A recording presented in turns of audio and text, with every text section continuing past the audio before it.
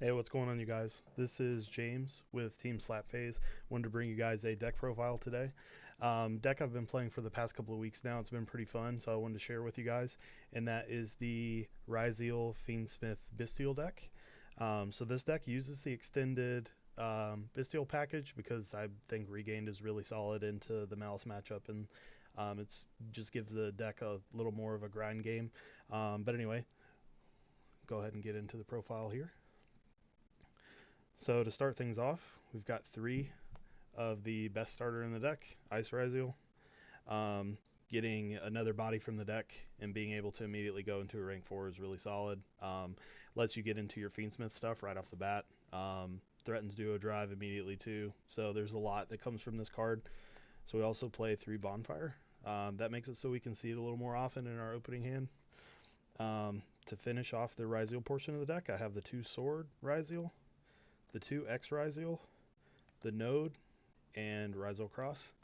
So I cut down on names for X and Sword, thinking about maybe taking X back up to 3 just because it's a great starter and good going second to break the board too.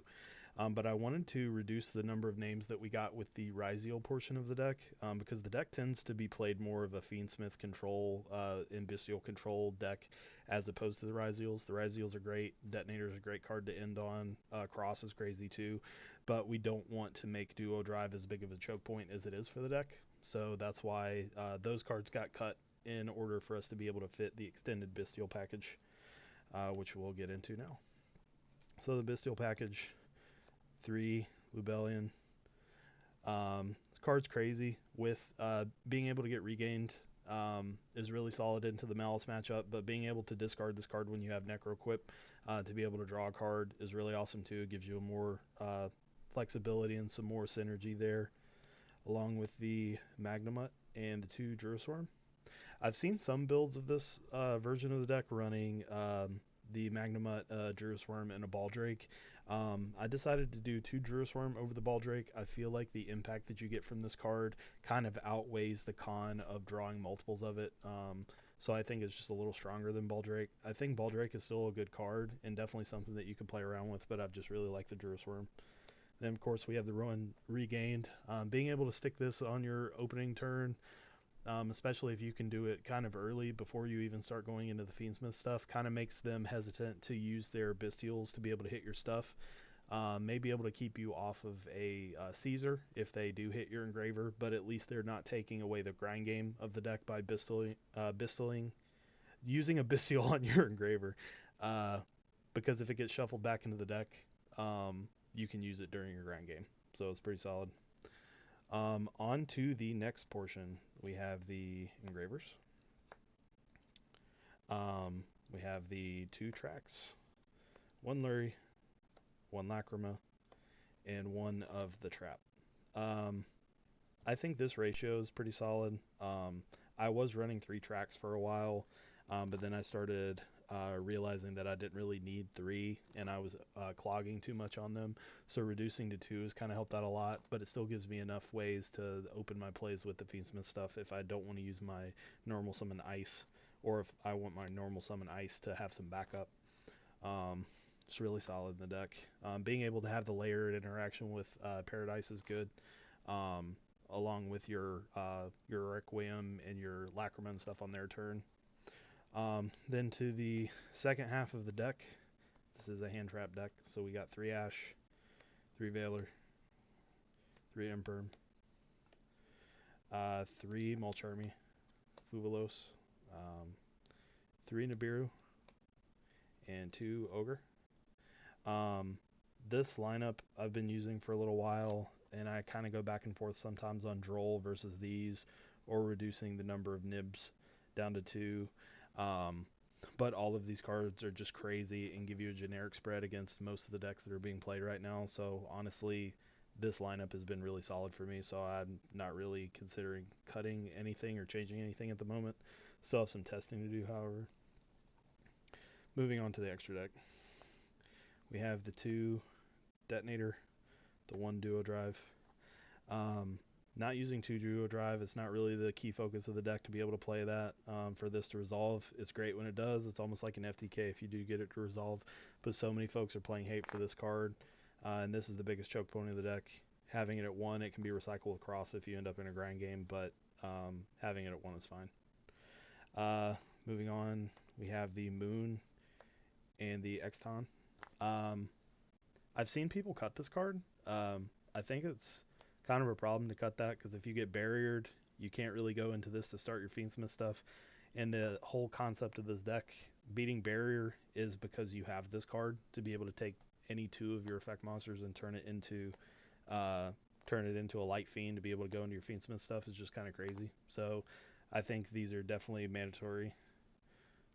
Requiem, Necroquip. This card is crazy with the Lubellians. It's just another way that you're able to draw more cards and get more gas. By the time that you get this on the board, you've already thinned the deck some too, so the chances of you getting a non-engine off of this is great, because if they do hit your duo drive or stop some of your further plays, being able to lean on your non-engine is pretty crazy since the deck plays so much of it. Play the Caesar. Caesar's crazy. Beats Nibiru. I've seen some folks playing Evil Sword Lars over this card. I think Lars is cool. I'd like to test with it, but I think that this is just a really solid card to threaten them with. Moving into the rest of the Fiendsmith cards, we have the Sequence, we have the Desiree, and the Agnum Day.